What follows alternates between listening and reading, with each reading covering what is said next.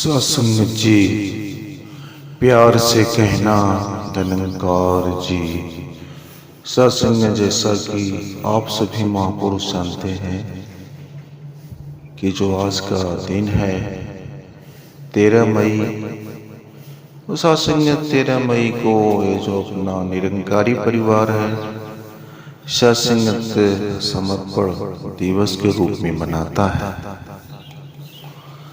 सत्संग समर्पण का मतलब होता है कि मेरा मुझ में कुछ नहीं, जो कुछ है सब तेरा, तेरा तुझको सौंप दिया तो क्या लागत है मेरा।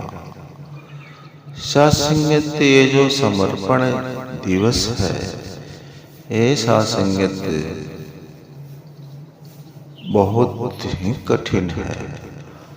जैसा कि बाबा जी ने ज्ञान देते समय एक कहा पहला पढ़ में कि ये तन मन धन प्रभु की देन है, इसे प्रभु का समझें।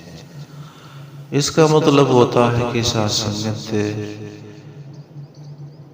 मेरे जीवन में सुख आए दुख आए, मान मिले सम्मान मिले अपमान मिले, सत्संगत हमें इस ऊपर उठकर जीना होगा। सत्संगत आप सभी जानते हैं कि भाई भाई के बीच में अगर बंटवारा होता है तो सत्संग अगर किसी भाई का 1 फुट जमीन ज्यादा हो गया तो वो भाई मानने को तैयार नहीं।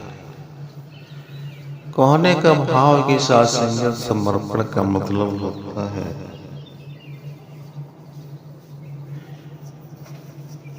कि हमारी जो भी स्थिति हो हमें एक समान रहना होगा। ये धन दौलत से ऊपर उठना होगा। ये काम क्रोध लोभ मोह अहंकार से ऊपर उठना होगा। अपने आप को सत्संगत जीरो समझना होगा और हमेशा बस प्रभु के ही ख्याल में,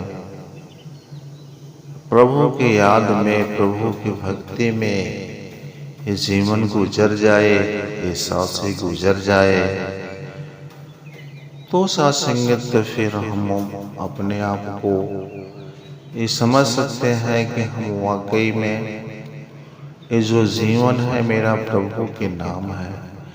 ये जो कुछ मेरे पास वस्तु प्रभु ने दिया है ये सब कुछ प्रभु का ही है।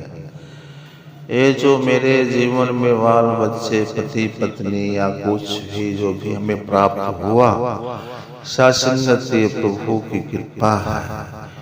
मेरे मन में जरा सा भी इन सब का अभिमान न आया और सत्संगत हम हमेशा प्रभु के ही सहारे अपनी जीवन की यात्रा को तय करें तो सत्संगत तभी ये जो समर्पण जो ये निरंकारी परिवार 13 मई को मनाता है तो भी सत्संगत सफल हो सकता है। सत्संग समर्पण दिवस हमेशा आते हैं और जाते हैं। क्या हम सत्संगत इसे अपनाते हैं? तो सत्संगत हम सभी गुरसिखों का दायित्व होता है कि सत्संगत ये जो गुरु के आदेश मेरे जीवन में आते हैं हम सत्संगत उसे अपनाने का ही प्रयास करें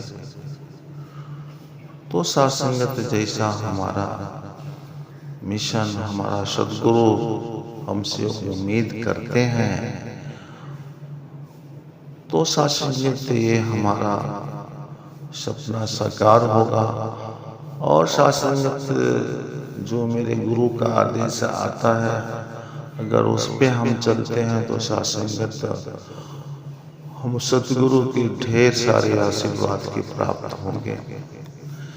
जैसा कि साथ संगत आप जानते हैं कि 13 मई को बाबा जी का एक्सीडेंटल मृत्यु हुई और साथ संगत वो ब्रह्मलीन हो गए। तो दास साथ संगत क्या कहे, बस इतना ही चाहता है। जो भी आदेश उपदेश मेरे जीवन में आते हैं तो साथ संगत हम उस पर चलने का प्रयास करें। प्यार से बोलिए धन्यवाद जी।